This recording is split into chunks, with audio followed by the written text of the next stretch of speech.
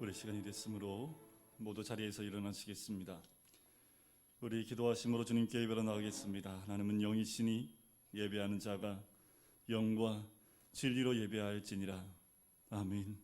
전능하사 천지를 만드신 하나님 아버지를 내가 믿사오며 그 외아들 우리 주 예수 그리스도를 믿사오니 이는 성령으로 잉태하사 동정녀 마리아에게 나시고 본디오 빌라도에게 고난을 받으사 십자가에 못 박혀 죽으시고 장사한 지 사흘 만에 죽은 자 가운데서 다시 살아나시며 하늘에 오르사 전능하신 하나님 우편에 앉아 계시다가 저리로서 산 자와 죽은 자를 심판하러 오시리라.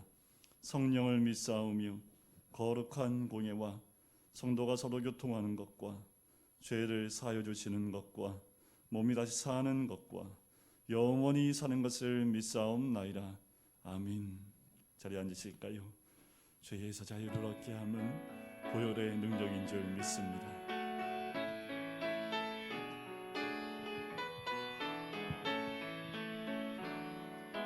죄에서 자유를 얻게 함은 보혈의 능력 주의 보혈 시험을 이기고 승리하리 참 놀라운 능력이로다 주의 보혈 능력이 또한 주의 피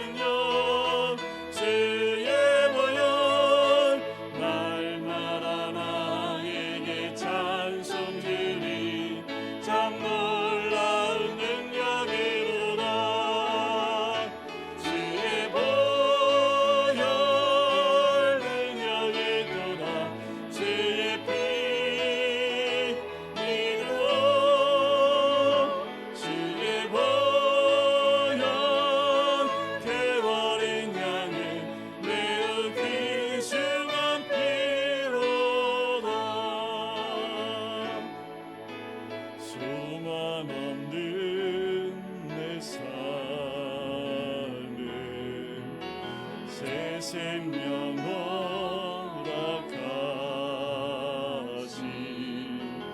날 향한 주님의 은혜 놀라운 주님의 사랑 삶의 문제인 경 눈물 만들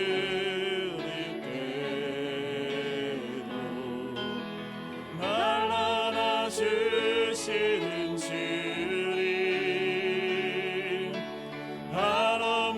주님을 사와라. 나 찬양하네.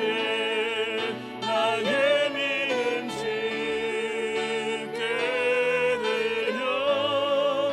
나의 삶이 주를 향해 내 유일한 사랑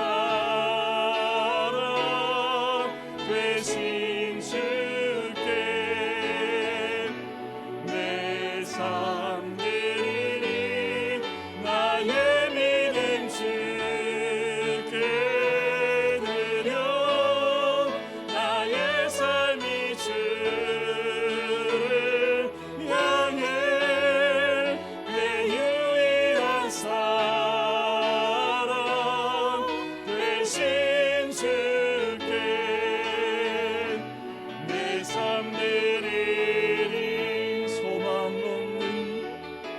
소망 없는 내 삶에 새 생명 허락하신 날 향한 주님의 은혜, 놀라운 주님의 사랑, 삶의 문제임 겨워 눈물 만들 이때로 날 안아주시는 주님, 한없는 주님의 사랑 나 찬양하네. 나의 믿음 주께 드려. 나의 삶이 주를 향해 내 유일한 사랑 되신 주께 내 삶 드리리. 나의 믿음 주께 드려. 나의 삶이 주를 향해 내 유일한 사랑 되신 주께 내 삶 드리리.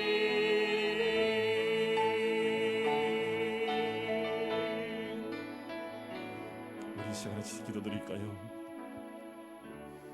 소망 없는 우리의 삶 가운데 새 생명을 허락하신 주님의 크신 은혜가 있는 줄 믿습니다.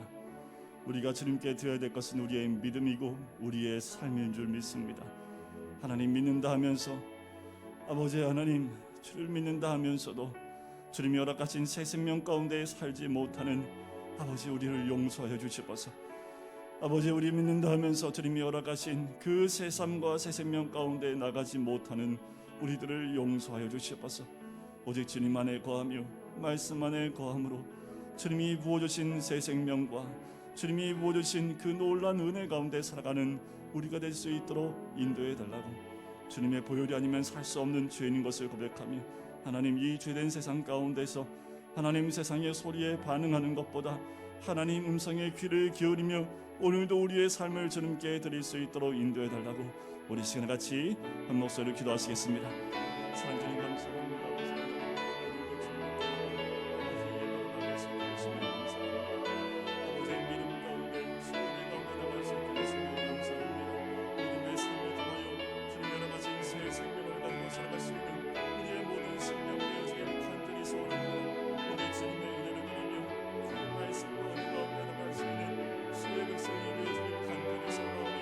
아버지 앞에 껴있는 자, 주의 말씀 앞에 껴있는 자, 아버지 은혜 앞에 나갈 수 있는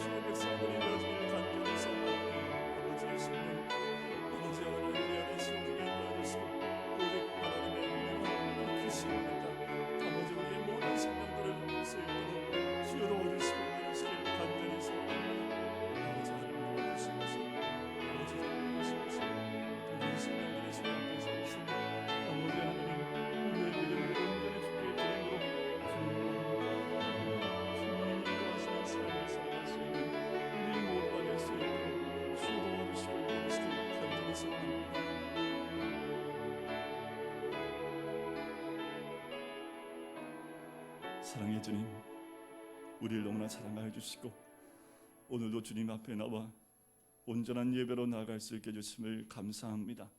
우리의 마음의 중심이 주께 있게 하여 주시고 우리의 마음의 중심이 주님을 향할 수 있도록 아버지 인도하여 주시옵소서. 세상이 어두워지고 마지막 때를 향하여 치닫고 있는 이때에 주님의 생명이 아니면, 주님의 은혜가 아니면 살아갈 수 없는 우리들을 아버지 하나님 붙잡아 주시옵시고 세상 속에 살지만 하나님 백성으로 살아가며 주님이 부어주신 새 생명으로 살아갈 수 있는 주의 백성이 될 수 있도록 인도하여 주시옵소서. 세상과 같이 가는 것이 아니라 세상 가운데서 하나님 백성다운 삶을 살며 그리스도인다운 삶을 이 땅 가운데 보일 수 있는 하나님의 사람이 될 수 있기를 간절히 소원합니다. 날마다 변화되어진 우리들, 예수의 생명으로만 살아가는 우리들, 주의 말씀에 순종함으로 주님을 사랑하는 고백 가지고 살아갈 수 있는 우리들, 오직 주님만 바라며 주님만의 거함으로 열매를 맺는 주의 백성들이 될 수 있도록 주여 도와주시옵소서. 때가 가까이 올수록 세상은 더욱더 하나님을 향하여 아버지 하나님 저주하며 하나님을 거부하는 이 땅이 될 수밖에 없습니다. 하지만 그 가운데 주님이 택하신 주의 백성이 있는 줄 믿사오니 우리는 더욱더 주의 복음을 나누며 주의 생명을 나눌 수 있는 주의 백성들이 될 수 있도록 축복하시고 인도하여 주시옵소서. 이 땅의 어려움들, 수없이 많은 어려움들이 닥쳐왔고 또 닥치고 있고 앞으로도 올 줄 알고 있사오니 그 가운데에 더욱더 우리는 주의 말씀 안에 거하고 특별히 이 나라 민족 마지막 때 주님께 쓰임받을 수 있도록 하나님 이 땅이 주님 앞에 세워지는 복된 민족이 될 수 있도록 축복하시고 인도하여 주시옵소서. 오늘도 예배 가운데 주님이 함께 하시고 임재하실 줄 믿사오며 주 예수 그리스도의 이름으로 기도드립니다. 아멘.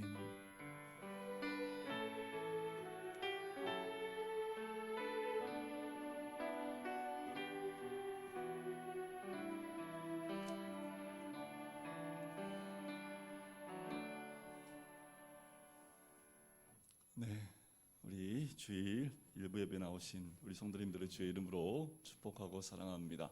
가정에서 예배드리시는 분들도 하나님의 크신 은혜가 함께 임한 줄 믿습니다. 네, 서로 눈인사 한번 하실까요? 네, 일주일에 한 번 뵙는 우리들 서로 눈인사하고, 네, 사회적 거리두기가 변화는 되지 않고 계속 유지가 되고 있습니다. 아마 한 주간 이 설날이기 때문에 더더욱 유지가 되어지는 것 같습니다. 이럴 때일수록 여러분들 우리가 더욱더 개인 위생을 철저하게 잘 지켜야 됩니다. 요새는 확진자가 되면요 제일 먼저 물어보는 게 교회 나가냐고 물어보는데요. 교회 나가면 이제 교회발로 나오게 됩니다. 회사는 어디 회사 다니는지 안 물어보고 교회부터 다니냐고 물어본다고 하니까 이게 또 교회 다니시는 분들이 확진이 됐을 때 교회 다닌다는 얘기를 선뜻 또 못 하신다고 얘기를 해요. 혹시나 자기 때문에 자기가 다니는 교회에 피해가 있을까봐 참 이런 사회가 돼서 좀 안타까움이 있습니다. 이럴 때일수록 더욱 여러분들 우리 개인 위생과 또 개인의 건강을 잘 챙기셔야겠습니다. 오늘 2부 예배 후에는 정기 재직회가 있고요. 그리고 내일은 2월 특별 새벽 기도회가 있습니다. 가능하시면 특별 새벽 기도회는 교회 나와서 드리실 수 있는 분들은 함께 나오셔서 특별 새벽 기도회를 드렸으면 좋겠고요. 오케스트라는 3월부터 온라인 오케스트라로 변경하여 준비를 하고 있습니다. 여러분들 기대해 주시고요.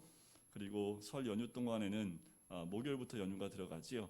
여러분들 가정에서 예배드릴 수 있도록 설날 감사 예배 순서지를 준비해 나왔습니다. 여러분들 가족 식구별로 숫자대로 가져가시면 되고요. 모자라는 것은 더 준비해 놓도록 하겠습니다. 다른 광고들은 다 비슷하고요. 우리 박정희 집사님은 병원을 옮기셨습니다.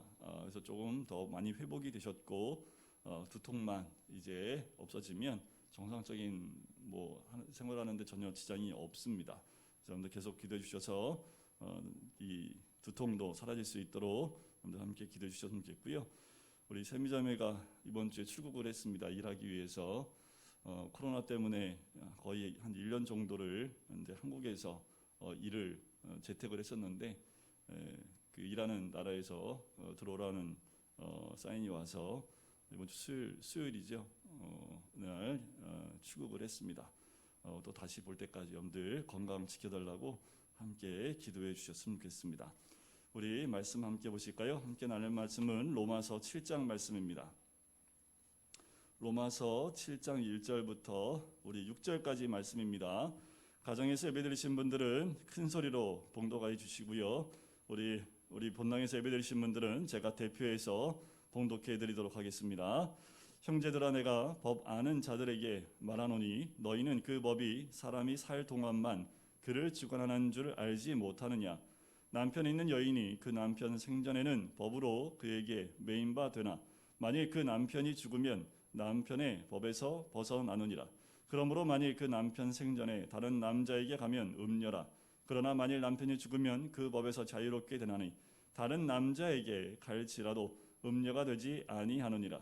그러므로 내 형제들아, 너희도 그리스도의 몸으로 말미암아 율법에 대하여 죽임을 당하였으니 이는 다르니 곧 죽은 자 가운데서 살아나신 이에게 가서 우리가 하나님을 위하여 열매를 맺게 하려 함이라. 우리가 육신에 있을 때에는 율법으로 말미암는 죄의 정욕이 우리 지체 중에 역사하여 우리로 사망을 위하여 열매를 맺게 하였더니 이제는 우리가 얽매였던 것에 대하여 죽었으므로 율법에서 벗어났으니 이러므로 우리가 영의 새로운 것으로 섬길 것이요 율법의 존문에 묵은 것으로 아니할지니라. 아멘. 우리가 매주 로마서 말씀을 함께 나누고 있습니다. 로마서 말씀이 쉽지는 않습니다. 그런데 어렵지도 않습니다. 아이러니하지요. 왜 쉽지도 않고 그렇다고 어렵지도 않냐 하면 로마서의 말씀을 공부하면 공부할수록 많이 부딪힙니다. 왜 부딪히냐 하면 이 로마서의 말씀은 우리 내면에 속사람들과 부딪히는 말씀들이 참 많아요. 그래서 이 말씀을 읽을 때마다 쉽지 않게 받아들이기가 좀 쉽지 않은 것을 우리는 느끼게 됩니다. 1장부터 4장까지의 내용이 뭐였냐 하면 진정한 구원이 무엇인가라는 말씀이었습니다.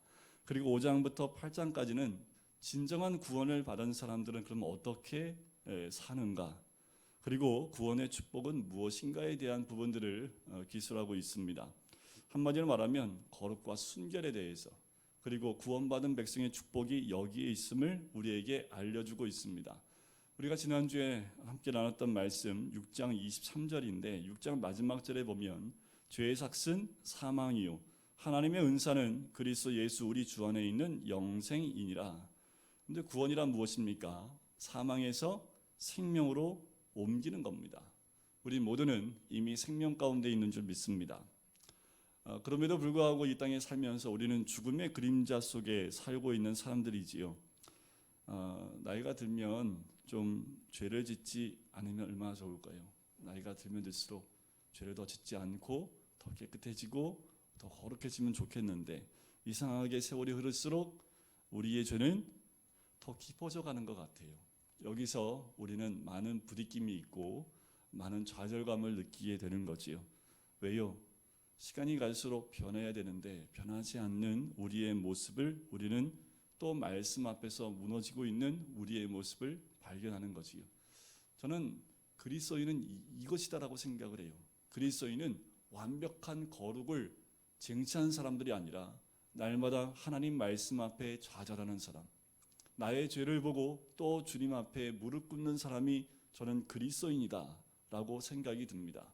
그런데 시간이 가면 갈수록 내 죄 때문에 주님 앞에 무릎 꿇는 시간이 줄어들고 말씀 앞에서 무너진 내 자신을 주님 앞에서 또 회개하는 모습이 점점 약해지는 것이 이 시대의 그리스도인의 모습이 아닌가라는 생각이 들어요. 구원이란 무엇입니까? 예수 그리스도를 만남으로 말미암아 사망의 그늘에 앉은 백성들이 빛을 보고 생명을 얻게 되는 것이지요. 사망의 사슬에서 탈출하여 하나님의 생명 안으로 들어가는 것입니다. 어둠 속에 살던 사람들이 빛으로 들어가는 거지요.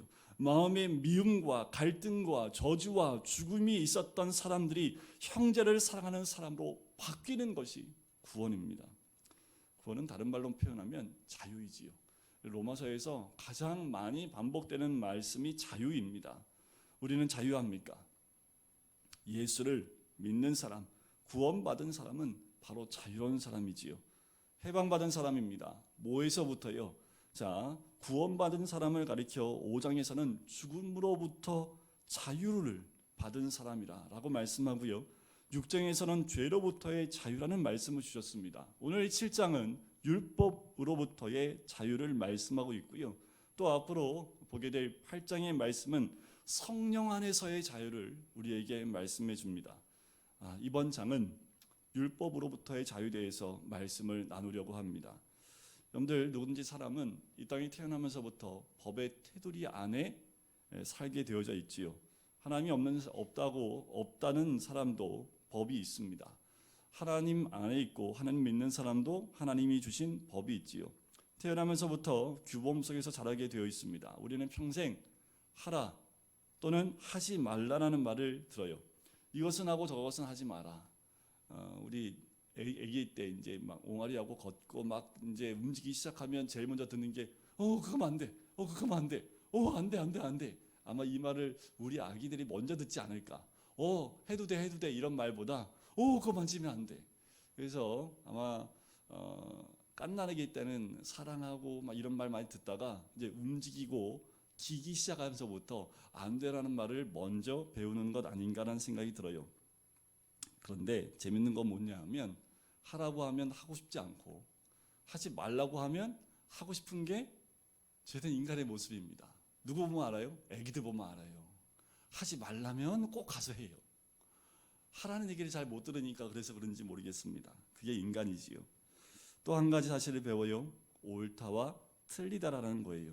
계속 배우지요. 이것을 구분해도 별 소용이 없는 것 같아요. 이것이 선악과입니다. 이것은 선이고 저것은 악이라고 하며 나누지만 그 가운데 목마름은 계속 있습니다. 왜냐하면 선과 악을 구분하는 것이 우리에게 구원을 주지 않기 때문에 그래요. 옳지만 할 수 없지요. 틀리지만 그것을 고칠 수 있는 능력이 없습니다. 틀린 것을 고칠 수 있는 것은 율법이 아닙니다. 그것은 주님 주신 은혜인 줄 믿습니다. 우리는 옳게 행하기 위해서, 틀리지 않기 위해서 얼마나 많은 노력하고 스트레스를 받고 있습니까? 긴장하고 또 조심하며 살지요. 여러분들 운전하면서도 조금 잘못하면 편지 하나 날라오잖아요. 범칙금. 그래서 항상 운전할 때 조심하지요. 베테랑이라고 하는 사람들은 걸려도 걸리지 않게끔 범법하는 것이 아니라 규범을 잘 지키는 사람들을 운전 잘하는 사람이다 라고 얘기하는 거지요. 하지만 우리는 밖에 나가면 항상 불안해요.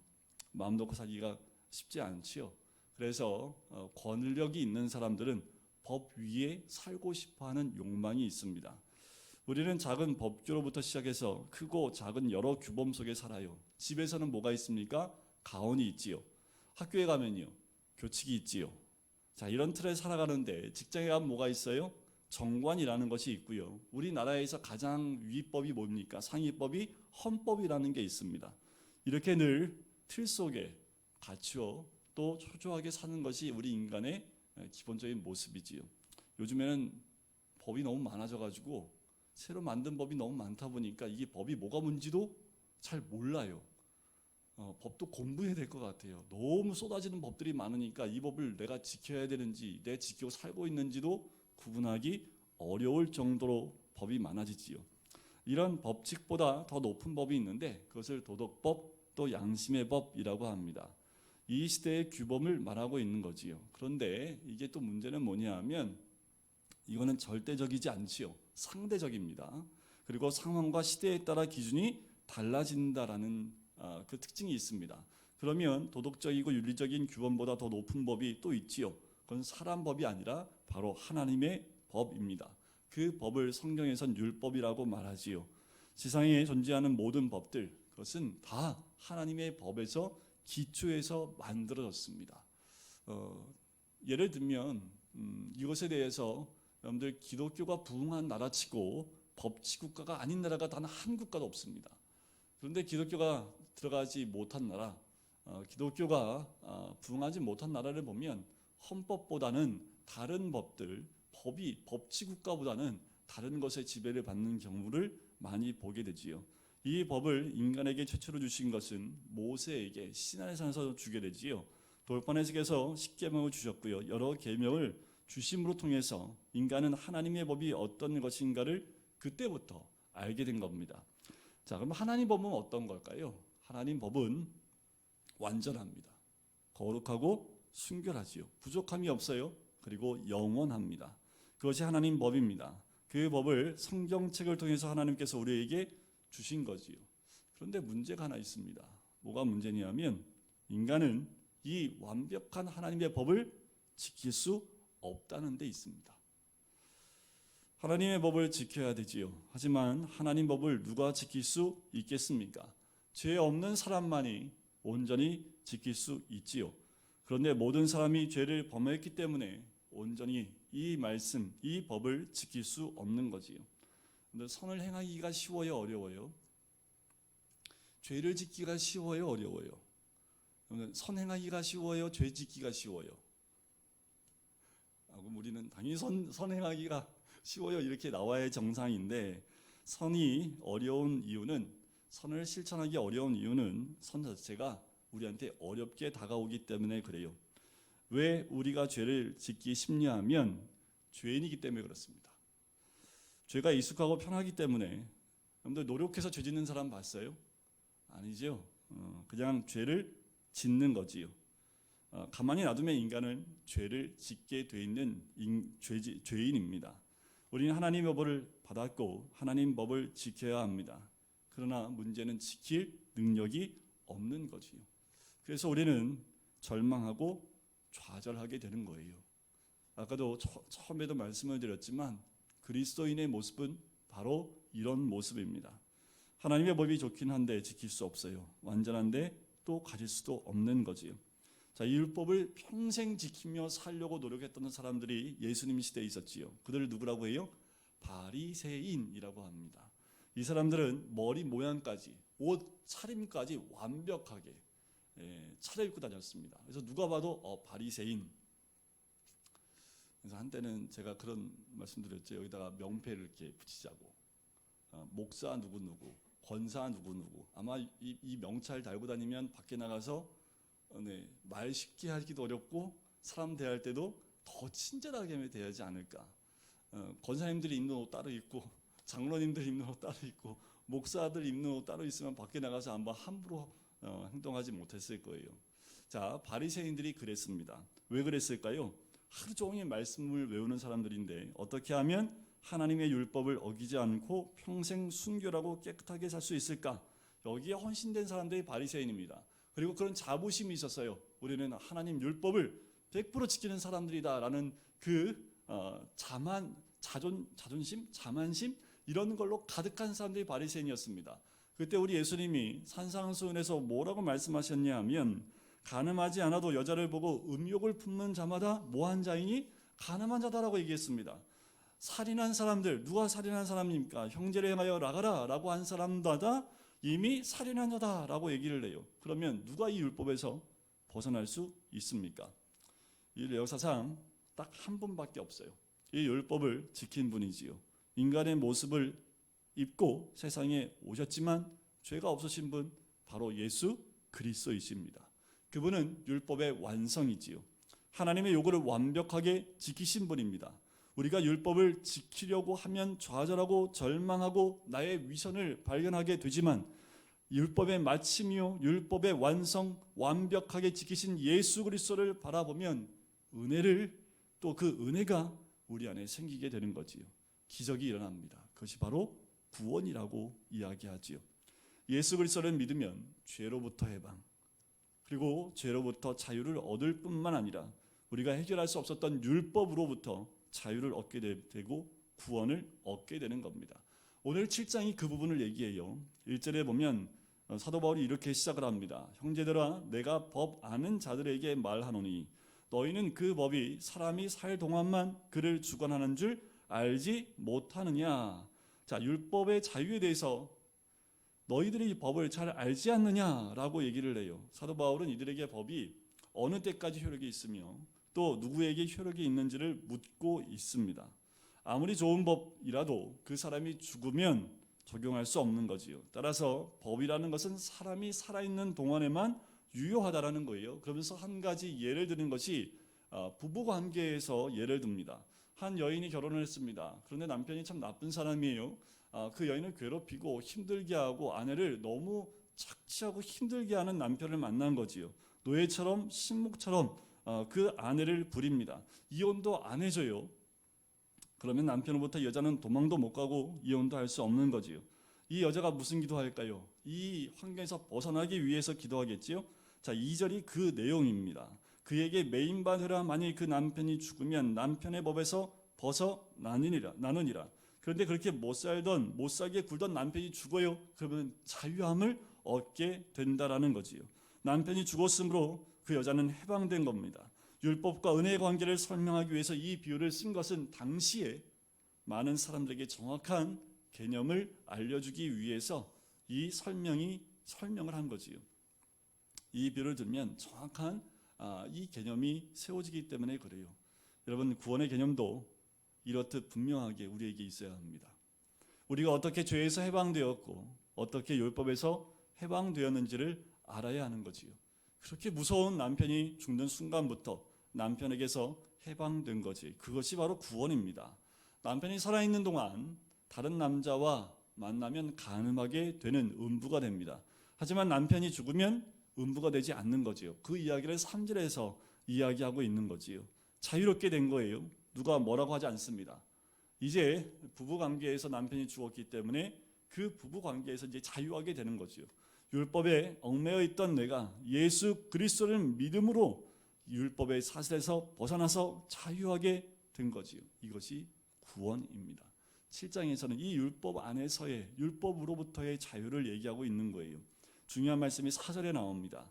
그러므로 내 형제들아 너희도 그리스도의 몸으로 말미암아 율법에 대하여 죽임을 당하였으니 이는 다르니 곧 죽은 자 가운데서 살아나신 이에게 가서 우리가 하나님을 위하여 열매를 맺게 하려 합니다.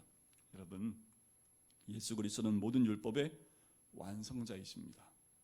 우리는 율법이 악하다고 기록되지 않은 것을 알아요. 율법은 선하고 완전하고 의롭고 순결하고 거룩하고 영원한 것입니다. 율법 자체가 문제가 있는 거 아니지요. 문제는 뭐예요? 그것을 지킬 능력이 없는, 그리고 율법 앞에 쓰면 또 좌절하게 되는 우리들의 모습이라는 거예요. 왜요? 우리는 율법을 온전히 지킬 수 없는 존재이기 때문에 그렇습니다. 그런데 율법의 모든 요구를 완성하신 분이 있다고 말씀드렸죠. 율법의 마침이라고 얘기하시는 바로 그분이 그리스도입니다. 따라서 율법 앞에 가면 숨을 쉴 수가 없어요. 법 앞에 가면 어느 누구도 법의 무게 앞에서 숨을 쉴 수 없지만, 하지만 예수 그리스도 앞에 가면 숨을 쉴 수 있는 거지요. 예수님이 율법의 마침이라고 말씀한 구절이 로마서 10장 4절에 나옵니다. 그리스도는 모든 믿는 자에게 의를 이루기 위하여 율법의 마침이 되시니라. 여러분, 우리가 예수 믿고 있지만 실수하지요. 넘어지고 좌절도 합니다. 예수 잘 믿으려고 했는데 또 죄를 져요. 본의 아니게 또 죄에 넘어지게 됩니다. 도적질하기도 하지요. 때로는 간음에 빠지는 분도 있을지 모르겠습니다. 율법 앞에 서면 길이 없어요. 하지만 예수님 앞에 서면 우리의 죄가 다 용서되고 치유되고 회복되는 것입니다.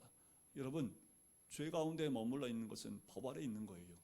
하지만 그 죄를 깨닫고 주님 앞에 돌아오고 주님 앞에 서면 그 죄가 용서받는 거지요. 그 율법에서부터 자유해지는 거예요. 문제는 뭡니까? 예수 앞에 서지 않는 게 문제예요. 요새 사회 문제거리로 많은 문제가 되었던 그 입양한 아이를 죽인 부모가 독실한 크리스찬이라고 뉴스에 계속 나옵니다. 그 말을 뺐으면 좋겠습니다. 교회만 열심히 다니면 독실한 그리스도인이라는 표현이 들어간다는 건 옳지 않지요. 세상은 뭐만 봐요? 교회 열심히 주일에 나가서 예배 드리면 다 독실한 그리스도인이라고 얘기합니다.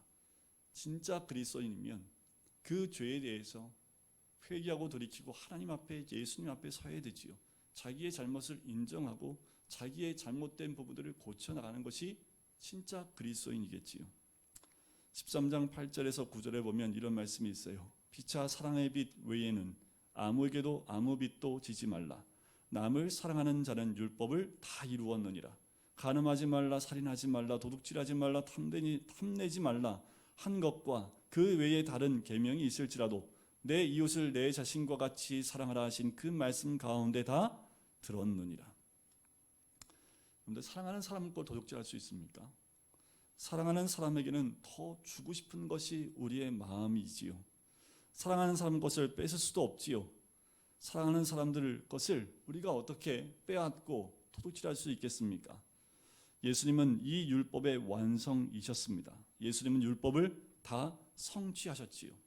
그러면 이런 궤변가가 있습니다. 뭐라고 하냐면 아마도 이 말씀을 듣고 또 읽으면서 이런 생각을 하실 수 있어요. 그러면 예수님만 믿으면 구약의 율법대로 살지 않아도 되겠구나. 왜냐하면 주님이 율법을 완성했기 때문에 이제 예수 믿으면 이제 율법을 안 지켜도 되겠구나. 안식일은 지켜도 되고 지키지 않아도 되고 11조도 드려도 되고 드리지 않아도 되는 것 아닙니까? 다 의미가 없는 거 아닙니까? 왜냐하면 율법이 마침이 예수 그리스도이기 때문에 그렇지 않습니까? 라고 이렇게 질문할 수 있어요. 그렇지 않다라는 겁니다. 하나님은 율법을 폐하러 오신 분이 아니라고 정확하게 마태복음 5장에서 이야기합니다. 내가 율법이나 선지자를 폐하러 온 줄로 생각하지 말라. 폐하러 온 것이 아니요 완전하게 하려 합니다. 진실로 너희에게 이르노니 천지가 없어지기 전에는 율법의 1.1획도 결코 없어지지 아니하고 다 이루리라. 하나님 말씀이 잘못된 게 없지요. 그것을 지킬 능력이 없는 게 문제입니다. 하나님의 말씀을 다 지킨다면 얼마나 행복할까요? 그러나 예수 그리스도를 믿음으로 말미암아 하나님의 모든 요구를 적극적으로 기쁨으로 이루어 드릴 수 있는 사람으로 내가 변해가는 거지요. 예수 그리스도를 믿어 구원받은 사람들은 이렇게 주님의 말씀대로 기쁨으로 그렇게 살아가는 것으로 변화되는 것, 그것이 복음이고 구원입니다. 만약 내가 하나님의 율법과 정반대로 살아도 된다면 우리가 하나님의 법이 있는 천국에 가서 어떻게 살 수 있을까요? 여러분, 제가 주중에 계속해서 광야 세미나에 대한 본을 얘기합니다. 이제 곧 시내산에 있는 그 의미가 무엇인지를 말씀드릴 텐데 이러는 거예요. 여러분, 가나안 땅에도 안 갔는데 가나안 땅에 들어가서 그 율법을 주면 되지. 왜 그 허허벌판 앞으로 38년을 더 빙빙 돌아야 될 그 광야에서 율법을 왜 줬을까요? 그냥 가나안 땅에 들어가기 직전에 야, 이렇게 가나안 땅에 가면 이렇게 살아야 돼 하고 그 율법을 주면 되지. 십계명을 그때 주면 되지. 광야에서 빙빙 돌고 힘들어 죽겠는데 왜 거기서 굳이 하나님이 앞으로 38년 동안을 더 광야 생활을 해야 됨에도 불구하고 십계명과 율법을 1년 동안 주셨을까요? 왜 그러냐면 광야에서 하나님 법대로 사는 훈련이 돼야 된다라는 거예요. 하나님 말씀대로 순종하고 따르는 그 훈련이 되지 않으면 가나안 땅에 들어가서 한순간에 하나님 말씀대로 그 하나님 법대로 살아가는 사람이 될 수 있겠습니까? 못 사는 거지요. 여러분들 이 지상에서 말씀대로 사는 삶, 하나님 말씀에 순종하는 삶을 살지 않고 천국에 가면 천국에서 적응을 못할 거예요. 어디서 더 적응하기가 편할까요?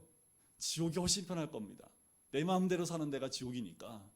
그런데 천국은 뭐예요? 하나님 말씀대로 온전히 100% 순종하며 사는 것이 천국입니다. 그러니까 우리가 지상에서 뭐 하는 훈련하는 거예요? 천국에서 영원히 살 그 훈련을 지금 하고 있다고 생각하시면 됩니다. 우리는 율법에 익숙한 사람, 율법을 사랑하는 사람이 되어야 합니다. 하나님 말씀에 익숙하고요. 하나님 말씀에 사랑하는 사람이 되어야 돼요. 그래서 목사들이 그렇게 이 말씀을 1년에 최소한 1독을 하십시오. 1년에 2독, 3독 하면 더 좋습니다. 1년에 4독 하면 더더욱 좋아요. 성경 공부 나오세요. 성경 공부 못하니까 영상이라도 보세요. 이 말씀을 왜 자꾸 드립니까? 왜 제가 여러분들 자꾸 이렇게 영상을 카톡 보내갖고 카톡 하면서 왜 이렇게 괴롭힐까요, 제가? 그렇게라도 해서 하나님 말씀을 더 가까이 듣고 그 말씀에 훈련되어져서 마지막 날 우리가 천국 갔을 때 우리 모두가 그 말씀에 익숙한 자가 되어져 너무도 자연스럽게 그 말씀에 순종하는 삶이 이루어지도록 하기 위한 하나의 방법이지요. 여러분, 하나님 사랑하면 11조만 드리겠습니까? 10의 5조. 더 나아가서 우리 자신을 다 드리겠죠. 내 시간, 내 인생 전체를 다 주님께 드리겠습니다 라고 하지 않겠습니까? 사랑하는 사람 앞에서 그 사람이 너무 좋으니까 있는 거 없는 거 다 주는 것과 마찬가지입니다. 이것이 사랑이고 구원이지요. 여러분들, 이게 율법이에요. 뭐가 율법이냐면 10의 1조는 주님 거, 나머지는 내 거. 이건 율법입니다. 거기에는 진정한 구원의 기쁨이 없지요. 기쁨으로 더 자발적으로 더 의지적으로 누가 시키지 않아도 하는 것이 구원입니다. 이것이 구원받은 자의 삶이지요. 구원받은 자는 절대로 누가 시킨다고 하지 않아요. 그냥 좋아서 하는 거지요. 미워하는 사람이 있다면 그 사람 여러분 곁을 떠났으면 좋겠습니까? 아니면 예수 믿고 변했으면 좋겠습니까? 구원받은 자는 원수까지도 사랑하라는 그 말씀에 순종하는 사람이지요. 이것이 주님의 마음입니다. 주님께서는 싫은 것을 다 떼어버리고 살라고 하지 않으셨어요. 불편한 것을 다 버리고 살라고 하지 않으셨습니다. 오른편 치면 왼편을 돌려대고, 겉옷을 달라고 하면 속옷을 주고, 오리를 가자고 하면 십리를 가는 것, 그것이 바로 복음입니다. 억지로 하는 게 아니에요. 우리 주님이 억지로 십자가를 지셨습니까? 아니지요. 그와 마찬가지로 주님의 마음으로 살아가는 것, 그것이 바로 복음이지요.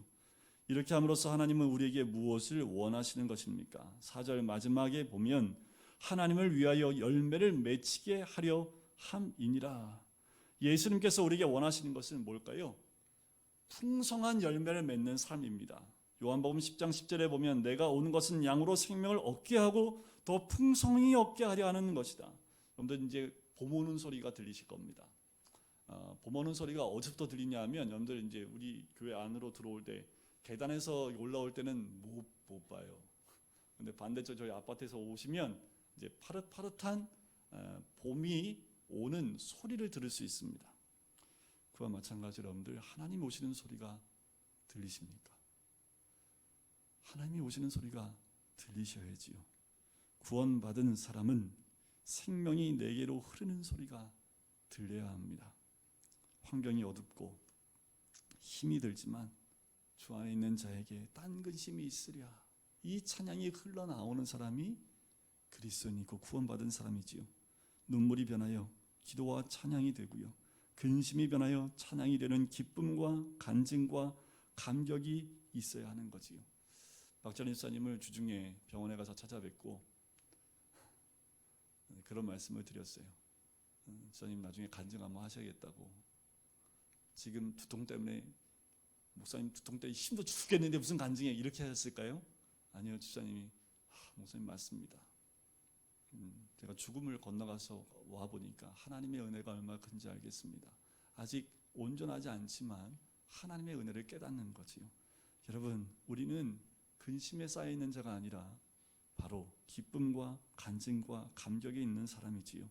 5절을 보시면 우리가 육신에 있을 때에는 율법으로 말미암는 죄의 정욕이 우리 지체 중에 역사하여 우리로 사망을 위하여 열매를 맺게 하였더니 거듭나지 못하고 육신 안에 있을 때는 은혜 받지 못하고 율법 안에 살아갈 때 우리는 죄의 정욕을 잊지 못하고 죽음을 위한 열매를 맺게 된다는 거지요.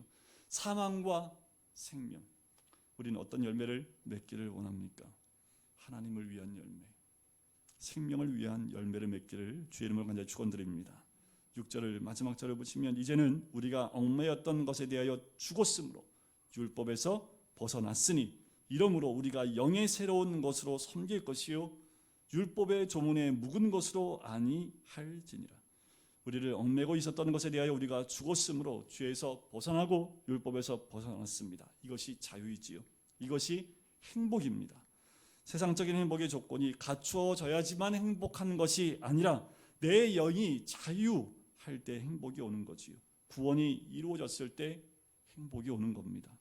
율법의 사슬에서부터 벗어나서 내가 하나님의 구원을 맛보게 되었을 때 내 영혼은 쇠사슬로부터 풀어지고 회복이 되고 자유롭게 되는 것이지요.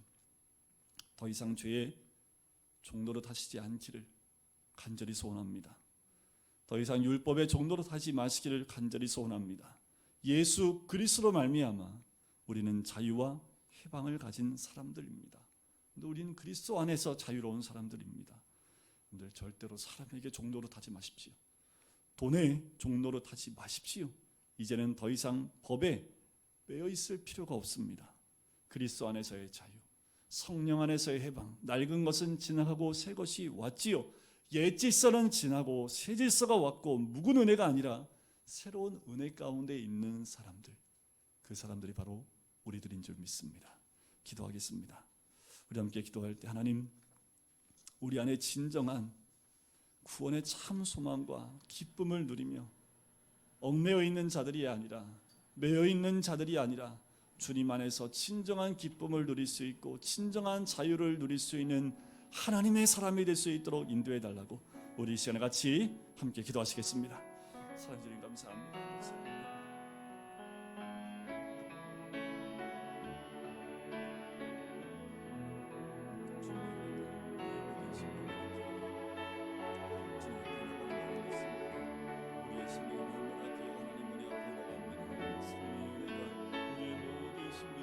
자유함을 주시고 아버지 율법으로부터의 자유에서 진정한 믿음 가운데서 이제 율법에 매여 허덕이는 삶들이 아니라 그리스도 안에서 진정한 자유함을 누리며 하나님을 사랑하는 그 백성으로 이 땅 가운데 참다운 그리스도의 삶으로 자유함을 드러내 보일 수 있는 우리를 주님의 법을 사모하며 말씀을 사모하여 그 안에서 참다운 자유를 진리를 알지니 진리가 너희를 자유롭게 하리라는 말씀대로 우리가 참 자유를 얻을 수 있도록 주 도와주시고 너희를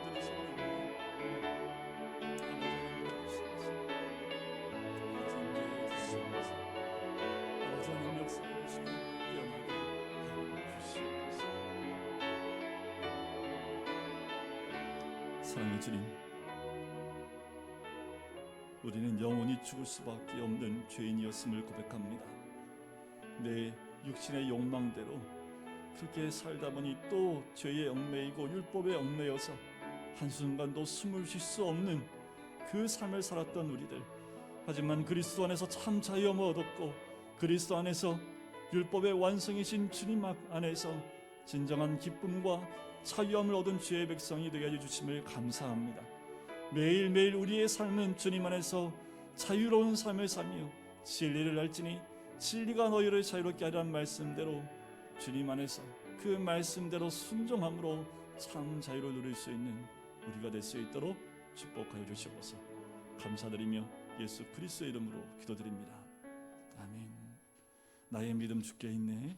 우리 찬양 드리도록 할까요? 그러면서 봉헌하도록 하겠습니다.